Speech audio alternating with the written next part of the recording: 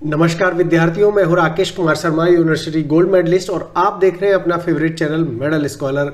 साथियों, ये video exclusive है for IIT non teaching staff recruitment के लिए, जिसमें आज हम चर्चा करेंगे मोस्ट इंपॉर्टेंट क्वेश्चंस की जो बनने वाले हैं नेशनल पेंशन स्कीम पर। साथियों, नेशनल पेंशन स्कीम का ये सब्जेक्ट आपके सिलेबस में शामिल है और यही कारण है कि बहुत सारे विद्यार्थियों की रिक्वेस्ट हमें प्राप्त हुई थी, जिसमें उन्होंने कहा था कि इस पर बनने वाले प्रश्नों को आप हमें बताइए, क्योंकि एग्जाम में जो पूरे भारत में 23 आईआईटी हैं वहां पर नेशनल पेंशन स्कीम पर पूछे जाने वाले सभी सवालों का संकलन हमने आपके लिए किया है और इससे बाहर आपका पेपर आने वाला नहीं है।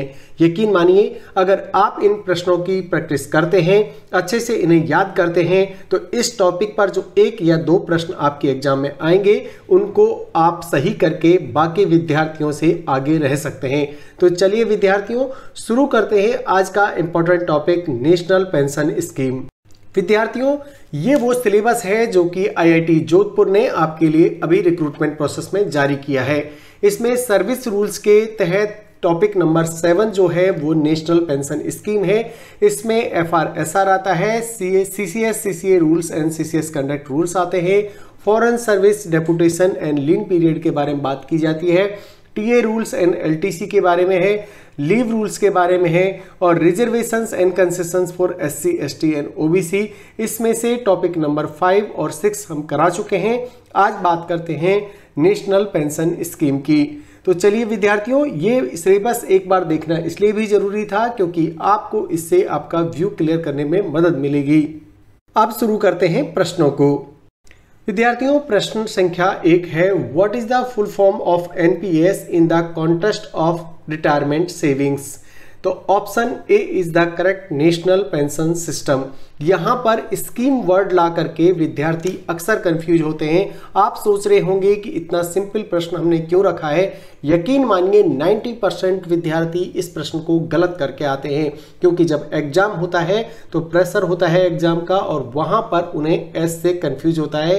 यानी नेशनल पेंशन तो उन्हें पता होता है, लेकिन स्कीम है या सिस्टम है इसमें वो कंफ्यूज होते हैं। तो याद रखिए विद्यार्थियों, हर वो प्रश्न जो एनपीएस पर आपको कंफ्यूज करेगा या एग्जाम में हुबहू छपने वाला होगा, वो सभी प्रश्न आज के वीडियो में आपको मिलेंगे। मेरी रिक्वेस्ट है, जो भी विद्यार्थी इस वीडियो को देखेंगे अपना कमेंट जरूर हमें भेजें। आपको क्या अच्छा लगा, क्या सुधार की आवश्यकता है, और अगर आपको अच्छा लगता है तो प्लीज कमेंट और लाइक जरूर करिएगा। तो प्रश्न संख्या 1, option A is the correct, national pension system. बात करते हैं क्वेश्चन नंबर 2 की, who regulate the national pension system in India. यानी एनपीएस को रेगुलेट कौन करता है। A option is the RBI, B is the SEBI, C is the PFRDA and D is the IRDAI. तो याद रखिएगा विद्यार्थियों, पीएफआरडीए वो एजेंसी है जो कि नेशनल पेंशन सिस्टम को कंट्रोल करने का काम करती है। विद्यार्थियों, कभी कभी पीएफआरडी की फुल फॉर्म भी आपसे पूछ सकता है, तो pension fund regulatory and development authority इसका फुल फॉर्म होता है, इसे भी आप याद रख सकते हैं। Question number 3, what is the minimum age requirement to join the NPS. तो एनपीएस ज्वाइन करने की मिनिमम एज है 18 year. So option A is the correct, question number 3। अब बात करते हैं क्वेश्चन नंबर 4 की, which of the following is not a feature of the NPS tier 2 account. यानी एनपीएस में 2 तरह के अकाउंट होते हैं विद्यार्थियों, क्योंकि आप अभी विद्यार्थी हैं, आप एनपीएस से अभी तक नहीं जुड़े हैं और यही कारण है कि आपको थॉरो नॉलेज होना जरूरी है। यानी जब भी कोई इंडिविजुअल एनपीएस के अंदर अपना अकाउंट खुलवाता है तो उसमें 2 फैसिलिटी होती हैं, एक होता है टायर 1, एक होता है टायर 2। टायर 2 आपका सेविंग अकाउंट जैसा होता है, यानी उसमें कभी भी आप पैसा डाल सकते हैं, कभी भी आप निकाल सकते हैं, लेकिन टायर 1 आपके रिटायरमेंट के बाद ही निकलता है। तो आई थिंक आपको क्लियर हो गया होगा। और क्वेश्चन नंबर 4 में पूछा है, विच of the following is not a feature of the NPS tier 2 account. तो यहाँ पर विड्रॉल रिस्ट्रिक्शंस जो है उसका फीचर नहीं है, क्योंकि उसमें कभी भी आप पैसा डाल सकते हैं, निकाल सकते हैं। वॉलंटरी सेविंग फैसिलिटी बिल्कुल सही है, आपका वॉलंटरी है। टैक्स बेनिफिट मिलता है। फ्लेक्सिबिलिटी इन चूजिंग पेंशन फंड्स, बिल्कुल सही है, आपकी इच्छा है आप कौन से पेंशन फंड में कितने % अपना अमाउंट डालते हैं, लेकिन एक ही है, विड्रॉल रिस्ट्रिक्शन बिल्कुल नहीं है, आप जब चाहे पैसे निकाल सकते हैं। तो क्वेश्चन नंबर 4 का option B is the correct for withdrawal restrictions. अब बात करते हैं क्वेश्चन नंबर 5 की। Question number 5, under the NPS what percentage of the corpus must be annuitised at retirement, यानी रिटायरमेंट के टाइम पर आपको जो एनोटाइज किया जाएगा, यानी जिस पर आपको पेंशन मिलेगी, वो फंड है 40%, यानी 60% आपको दे दिया जाएगा, 40% एनोटाइज कर दिया जाएगा और उसी से आपको पेंशन मिलेगी। तो option B is the correct question number 5। अब बात करते हैं क्वेश्चन नंबर 6 की। What is the maximum age limit for joining the NPS. Minimum age limit हम देख चुके हैं, अब बात आती है मैक्सिमम एज लिमिट की। तो मैक्सिमम है 65 ईयर, यानी option C is the correct question number 6। अब बात कर लेते हैं क्वेश्चन नंबर 7 की। विद्यार्थियों, आप इस वीडियो को 1.5 स्पीड या 1.25 स्पीड में 2 बार जरूर देखिएगा। उसके पीछे ये है कि ये प्रश्न आपके बार बार मेमोरी में जब आएंगे, ब्रेन में जब इनकी वॉइस जाएगी, तो आपको ये परमानेंटली याद हो जाएंगे। इसके लिए स्पेशल एफर्ट्स आपको डालने की जरूरत नहीं है। वीक में या 15 दिन के बाद फिर से आप इसको रिवीजन में डाल सकते हैं और इस तरह से एक एक टॉपिक आपके एग्जाम का हम क्लियर कराते जाएंगे। ये वीडियो बनाते समय थोड़ा डिले जरूर हुआ है, लेकिन साथियों क्योंकि हम आपको क्वालिटी कंटेंट में विश्वास करते हैं, तो कंटेंट बनाने में समय लगता है। Which entity act as the record keeping agency for the NPS, यानी एनपीएस के लिए रिकॉर्ड कीपिंग एजेंसी के तौर पर कौन काम करता है, तो वो है एनएसडीएल। विद्यार्थियों, कभी कभी एनएसडीएल की फुल फॉर्म आपसे पूछ लेता है, तो नेशनल सिक्योरिटी डिपॉजिटरी लिमिटेड इसका फुल फॉर्म होता है, तो इसे भी आप याद रख सकते हैं। Question number 8, the NPS offers 2 types of account which are. मैं आपसे चर्चा कर चुका हूं कि एनपीएस में 2 तरह के अकाउंट होते हैं, एक होता है टायर 1 और एक होता है टायर 2। टायर 1 में आपको विड्रॉल रिस्ट्रिक्शंस होती हैं, यानी ये रिटायरमेंट के लिए आपका फंड बनाता है। टायर 2 वॉलंटरी होता है और विड्रॉल रिस्ट्रिक्शंस नहीं होती हैं, इसलिए 2 तरह के अकाउंट हैं। Option B is the correct for question number 8, that is tier 1 and tier 2। अब बात करते हैं क्वेश्चन नंबर 9 की। What is the maximum contribution required to keep the NPS Tier 1 account active? Tyre 1 account को active रखने के लिए minimum आपका सब्सक्रिप्शन है 1000 रुपीज़, और अगर आपने वॉलेंट्री एनपीएस लिया है तो उसमें 1000 साल में जब 1 अप्रैल शुरू होता है, फाइनेंशियल ईयर शुरू में ही आप जमा करा दीजिए। और अगर आपका सब्सक्रिप्शन सर्विस के थ्रू है, यानी आपकी सर्विस लगने के बाद आपको कंपलसरी एनपीएस दिया गया है, तो वहाँ तो मंथली कंट्रीब्यूशन आपका जाता ही है।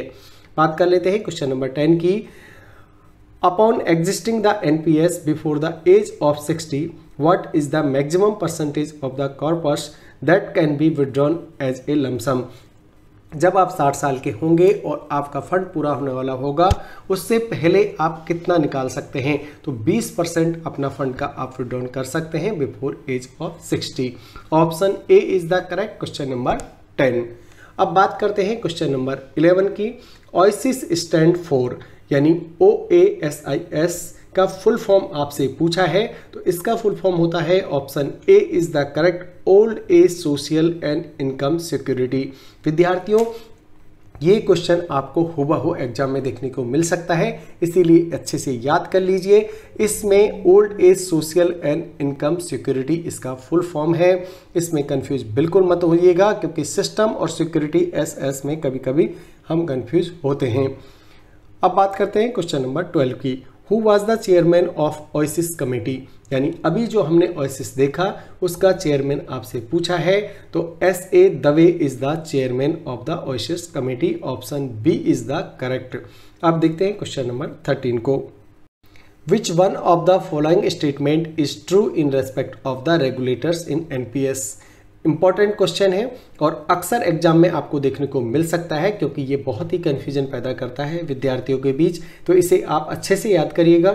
इसमें option D is the correct, यानी मैंने आपको बताया था कि कौन कौन सी एजेंसीज हैं जो एनपीएस को रेगुलेट करती हैं। उसमें आता है PFRDA, SEBI, IRDAI and IBBI। तो यहाँ पर आपको कंफ्यूज नहीं होना है। इसमें चारों एजेंसीज ऐसी हैं जो कि फाइनेंशियल से जुड़ी हुई हैं, इसीलिए आपको ये याद रखना है। Option D is the correct. PFRDA, SEBI का आपको पता है, IRDAI आपको पता है और IBBI भी आपको पता होगा। अब देख लेते हैं इनकी फुल फॉर्म। PFRDA की मैं बता चुका हूं। सेबी में आपको सेबी का फुल फॉर्म होता है securities exchange board of India. IRDA का फुल फॉर्म होता है insurance regulatory development authority of India and IBBI का फुल फॉर्म होता है insolvency and bankruptcy board of India. यानी आपने सभी का फुल फॉर्म देख लिया। लास्ट में हमने आपको बताया IBBI, जो कि आपके लिए नया हो सकता है, इसे आप याद कर लीजिए। इसका मतलब है insolvency and bankruptcy board of India. तो इस तरह से ये 4 बोर्ड हैं जो कि NPS से जुड़े हुए हैं और अक्सर एग्जाम में पूछा जाता है। अब बात करते हैं क्वेश्चन नंबर 14 की। PFRDA was established on. अब पूछ लिया है कि PFRDA कब बना। PFRDA बना 27 सितंबर 2004 को। तो इसे आप याद रख लीजिएगा, ये बहुत ज़्यादा इंपॉर्टेंट है। Pension fund regulatory and development authority, ये अक्सर एग्जाम में पूछा जाता है। तो इसकी जो स्थापना हुई थी वो हुई थी 27 सितंबर 2004 को। अब इसमें option D is the correct. Question number 14 बात करते हैं क्वेश्चन नंबर 15 की। PFRDA act was passed in, यानी PFRDA एक्ट जो बना था वो पास कब हुआ था, तो वो हुआ था 19 सितंबर 2013 को। PFRDA एक्ट बना है 19 सितंबर 2013 को और PFRDA की जो स्थापना हुई है वो हुई है 27 सितंबर 2004 को। तो दोनों में कंफ्यूज मत होइएगा और इसे अच्छे से याद कर लीजिएगा। That's why option C is the correct question number 15। बात करते हैं क्वेश्चन नंबर 16 की। Which one of the following has the responsibility of insuring compliance through audit by independent auditors. तो इसमें NPS trust is the correct answer. Option C is the correct question number 16। यानी यहां पर पूछा है कि responsibility of insuring compliance through audit of independent audit की जिम्मेदारी किसकी है NPS में, तो वो NPS ट्रस्ट की है। Option C is the correct question number 16। अब बात करते हैं क्वेश्चन नंबर 17 की। Which one of the following is the trustee bank of NPS। Option A is the correct SBI bank. Question number 17 बात करते हैं क्वेश्चन नंबर 18 की। Which one of the following is true in respect of CRAs registered by PFRDA for NPS। तो option B is the correct question number 18 NSDL and ICRA। यहां पर ICRA का full form आपको पता होना चाहिए। इसका मतलब होता है investment information and credit rating agency. तो option B is the correct question number 18। अब बात करते हैं क्वेश्चन नंबर 19 की। Which one of the following statement is true in respect of PFMS who manage pension contributions of CG employees, यानी central government employee under NPS। तो central government employees का जो आपका कंट्रीब्यूशन होता है NPS का, उसको कौन मैनेज करता है। यहाँ पर PFMS का मतलब होता है पेंशन फंड मैनेजर्स, यानी जो पेंशन फंड इकट्ठा होता है, हर पेंशन फंड के लिए एक मैनेजर्स नियुक्त किया होता है जो उसे फर्दर इन्वेस्ट करता है मार्केट के अंदर, शेयर मार्केट के अंदर, जिससे कि आपको रिटर्न मिल सके। तो यहाँ पर जो पेंशन फंड मैनेजर्स की बात हो रही है उसमें आता है option C is the correct SBI, UTI and LIC। ये 3 ही हैं जो कि NPS के सेंट्रल गवर्नमेंट एम्प्लॉयज़ के फंड को मैनेज करते हैं। उसमें option C is the correct question number 19। बात करते हैं क्वेश्चन नंबर 20 की। Which one of the following is the custodian of security for NPS।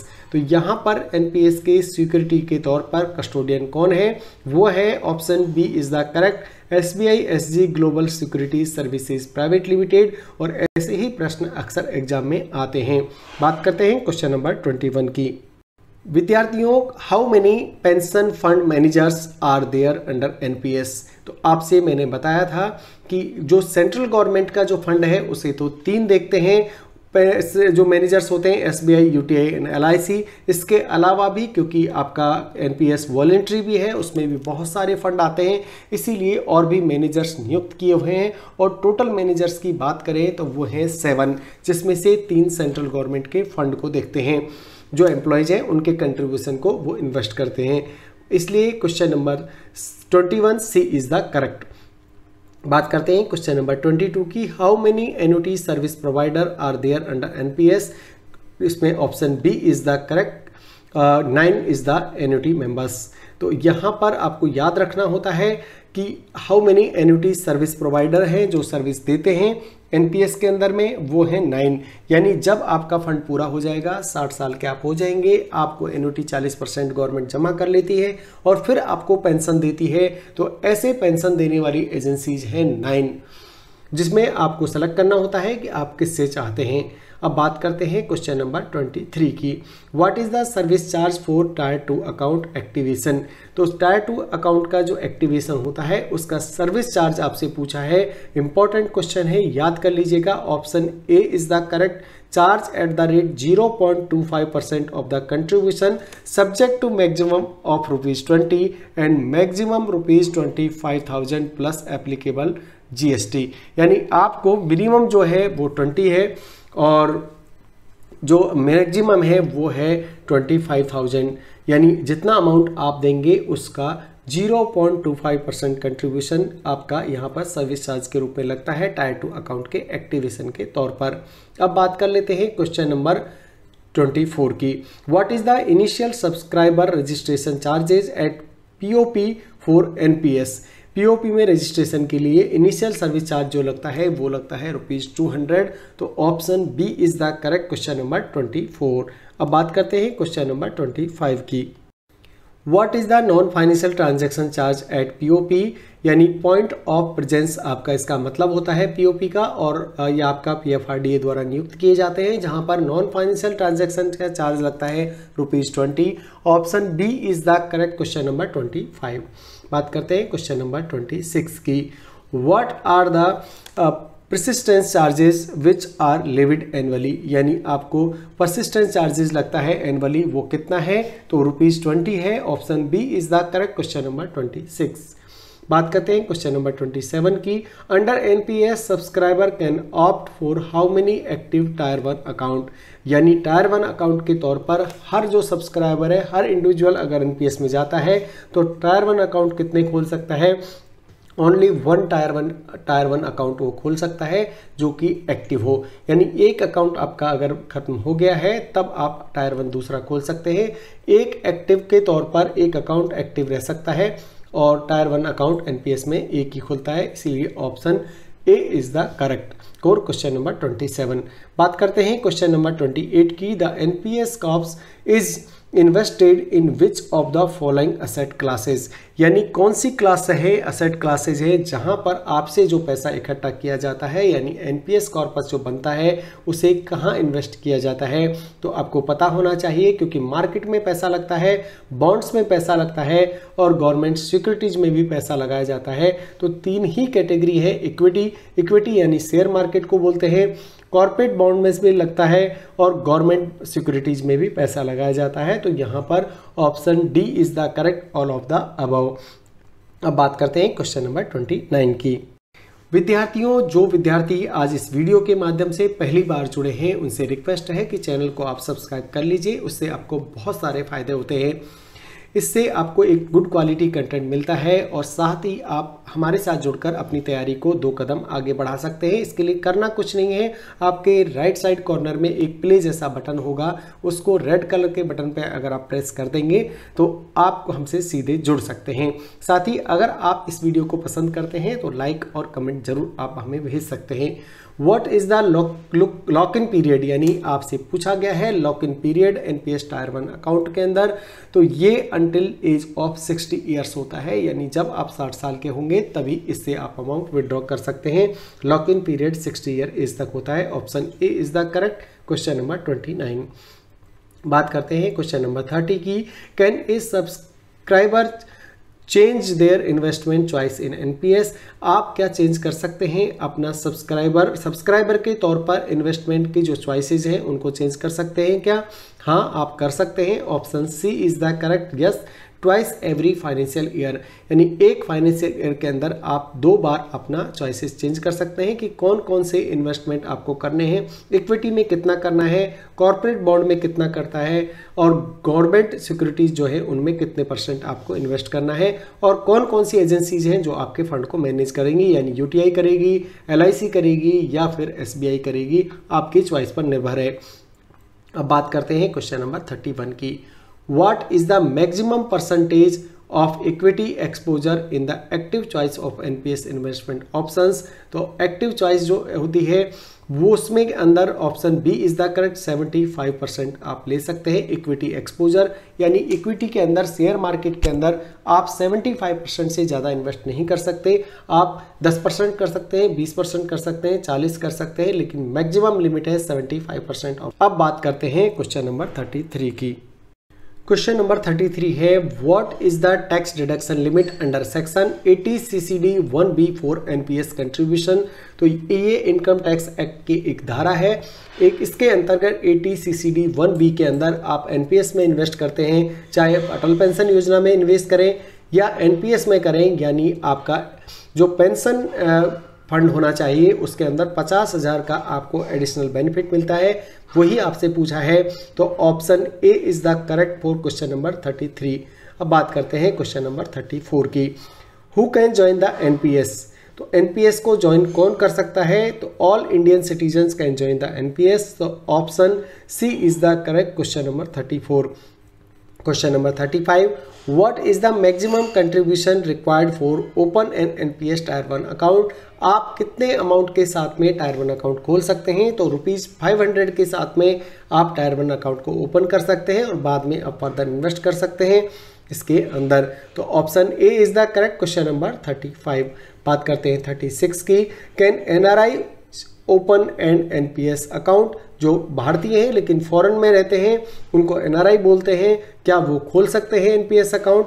Yes, both tyre 1 and tier 2 account को वो ओपन कर सकते हैं। तो NRIs के लिए कोई रिस्ट्रिक्शंस नहीं है NPS के अंदर, वो भी अपने अकाउंट खोल सकते हैं। अब देखते हैं क्वेश्चन नंबर 37 को। What is the minimum number of contributions required per year in NPS tier 1 account, यानी कितने कंट्रीब्यूशन रिक्वायर्ड होता है टायर 1 अकाउंट के अंदर एनुअली, कम से कम, यानी मिनिमम आपसे पूछा है। तो यहाँ पर 1 आपका ट्रांजैक्शन होना ही चाहिए, यानी हमने आपको बताया था कि 1000 रुपीज़ का आपका इन्वेस्ट पर ईयर होना ही चाहिए टायर 1 अकाउंट को एक्टिव रखने के लिए, इसीलिए एक ही ट्रांजैक्शन इसमें पर्याप्त होता है। अब बात करते हैं क्वेश्चन नंबर 38 की। What is the penalty for non making the minimum annual contribution in NPS tier 1 account. तो NPS टायर 1 अकाउंट के अंदर अगर आपने नहीं इन्वेस्ट किया है तो आपको पेनल्टी लगती है ₹100 की, इसीलिए आपको टायर 1 अकाउंट एक्टिव रखने के लिए हर साल 1000 रुपीज़ जमा कराना चाहिए, नहीं तो आपको पेनल्टी दी जाएगी 100 रुपीज़ की, तब आपका एक्टिव होगा। तो option B is the correct question number 38। बात करते हैं क्वेश्चन नंबर 39 की।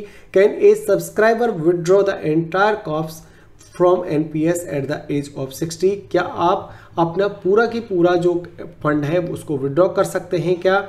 Yes, if the total corpus is less than the 2 lakh. अगर आपका 2 लाख से कम फंड जुड़ा है तो आप पूरा की पूरा अमाउंट विड्रॉ कर सकते हैं, इसमें आपको पेंशन नहीं मिलेगी। और आपका अगर पेंशन चाहिए तो 40% आपका एन्युटी खरीदना पड़ेगा, 60% फंड आपको मिल जाएगा। लेकिन ऐसे केस जिसमें कि 2 लाख से कम आपका फंड जुड़ा है वहाँ पर आपको कम्प्लीटली आप विड्रॉ कर सकते हैं। अब बात करते हैं क्वेश्चन नंबर 40 की। What is the investment choice called where the asset allocation is done automatically based on the age of the subscriber। यहाँ पर आपको याद रखना चाहिए option B is the correct, auto choice होता है, आपको कुछ करना नहीं है। ऑटो चॉइस अगर आप डाल देंगे तो ऑटोमेटिकली वो आपकी एज के अनुसार आपका अलोकेशन बढ़ाता बढ़ाता रहता है, यानी जैसे जैसे एज आपकी बढ़ती है आपका इक्विटी एक्सपोजर कम करता जाता है और आपका डेट में पैसा बढ़ाता जाता है। इसीलिए option B is the correct question number 40। अब देखते हैं 41 को। विद्यार्थियों question number 41, which of the following is not a feature of the NPS, यानी NPS के फीचर के तौर पे आपसे पूछा है कि 4 ऑप्शंस आपको दिए हैं कि कौन सा फीचर है जो NPS का नहीं है। पहला है portable across jobs and location, बिल्कुल सही है, कहीं भी आप जॉब करें, लोकेशन चेंज करें, ये अकाउंट बदलता नहीं है एक बार खुलने के बाद। डिफाइंड बेनिफिट प्लान, यानी इसमें कोई भी डिफाइंड नहीं है बेनिफिट, मार्केट के हिसाब से आपको रिटर्न मिलता है, इसलिए ऑप्शन बी हमारा क्वेश्चन के हिसाब से करेक्ट होता है, यानी ये रॉन्ग ऑप्शन है, डेफिनेट बेनिफिट प्लान एनपीएस में नहीं होता है। सी वॉलेंट्री है, बिल्कुल वॉलेंट्री इसमें आप कर सकते हैं। रेगुलेटेड बाय पीएफआरडीए, बिल्कुल सही है, तो option B is the correct question number 41। बात करते हैं क्वेश्चन नंबर 42 की। What is the maximum investment limit for the NPS tier 1 account in a financial year. जब भी फाइनेंशियल ईयर की बात आती है तो आपसे पूछा है मैक्सिमम, मिनिमम हम आपको बता चुके हैं, मिनिमम होता है 1000 रुपीज, मैक्सिमम की कोई लिमिट नहीं है, आप कितना भी टायर 1 अकाउंट में पैसा डाल सकते हैं, तो option A is the correct, no limit. Question number 43, what is the tax treatment, यानी tax treatment for NPS tier 2 account under the income tax act. No special treatment मिलता है, टायर 2 अकाउंट के अंदर जो टैक्स आपका बनता है वो आपको देना होगा, इसमें कोई भी आपको एग्जम्पशन नहीं होता है टायर 2 अकाउंट में, इसीलिए option D is the correct question number 43, no special treatment. बात करते हैं 44 की।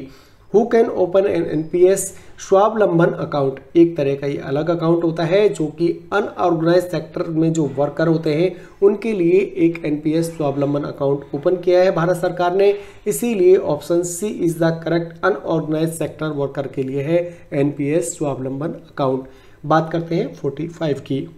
विद्यार्थियों 45 क्वेश्चन है, what is the minimum contribution required to open an NPS tier 2 account. अभी हमने देख लिया मिनिमम टायर 1 में है 1000 और टायर 2 अकाउंट को ओपन करने के लिए मिनिमम कंट्रीब्यूशन जो चाहिए वो ₹250 चाहिए। ये क्वेश्चन आपसे पूछा जा सकता है, very very very important question है, क्योंकि अधिकतर विद्यार्थियों को 1000 का पता होता है लेकिन टायर 2 अकाउंट का मिनिमम कंट्रीब्यूशन पता नहीं होता है, इसीलिए हमने इस क्वेश्चन को स्पेशली डाला है हमारे मेंबर्स के लिए।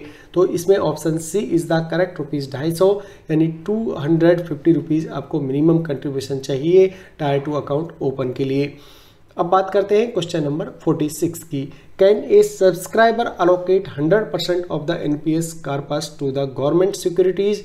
इसमें आपका आंसर है नो, आप एनपीएस कॉर्पस का 100% नहीं डाल सकते हैं गवर्नमेंट सिक्योरिटीज में, कुछ ना कुछ आपको इक्विटी के लिए रखना होगा, यानी शेयर मार्केट में निवेश करना होगा, भले ही आप 10% करें लेकिन 100% गवर्नमेंट सिक्योरिटीज में आप नहीं डाल सकते हैं। Option B is the correct question number 46। बात करते हैं 47 की।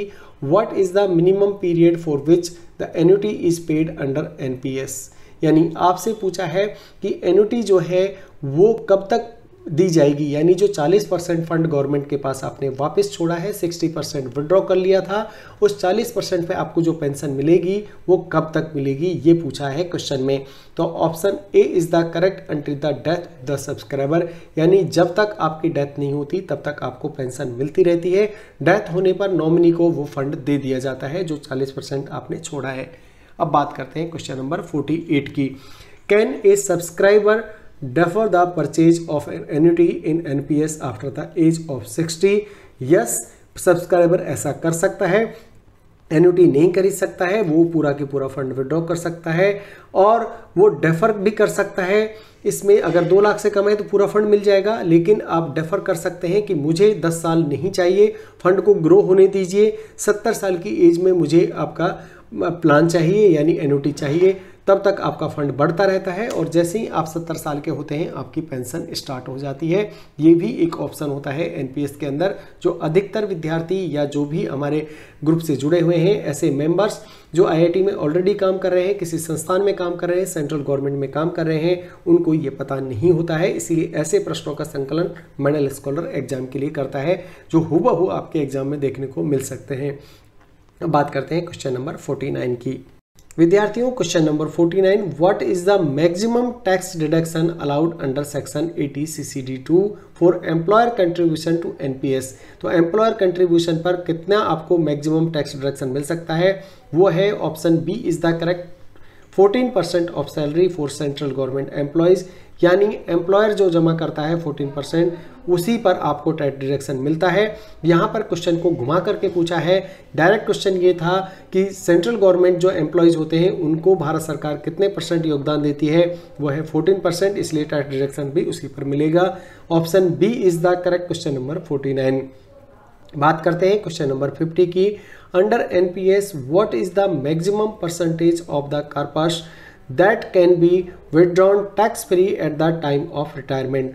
तो ये क्वेश्चन हम पहले भी डिस्कस कर चुके हैं, इसको क्वेश्चन को अलग फॉर्मेट में पूछा है। तो यानी 60% आपको मिल जाएगा, 40% की एन्युटी आप खरीद लेंगे। तो इस तरह से option C is the correct, question number 50। विद्यार्थियों, ये क्वेश्चंस आपको कैसे लगे हमें लाइक ज़रूर करिएगा और बताइएगा हमारा एफर्ट आपके प्रति कैसा है, क्योंकि आपके सिलेबस के हर पॉइंट को हम छुएंगे। बस आप जुड़े रहिए इसी तरह से और वीडियोस को लाइक करेंगे, जिससे हमारा हौसला बढ़ेगा और भी अच्छे प्रश्न हम आपके लिए बना पाएंगे। I hope these questions will be helpful for your exam preparation. Good luck with your studies. If you need further assistance, feel free to ask. प्रिय सदस्यों, आप अपने जन्मदिन, त्यौहार या आपकी सरकारी नौकरी के चयनित होने की खुशी के अवसर पर आप अगर चैनल को अपनी शुभकामनाएं और समर्थन देना चाहते हैं तो वीडियो के नीचे एक थैंक्स बटन होता है, उसके द्वारा आप अपना सुपर थैंक्स हमें भेज सकते हैं। आपका हर योगदान हमें और भी बेहतरीन सामग्री बनाने में सहायता करता है। आपके समर्थन के लिए हम हृदय से आभारी हैं।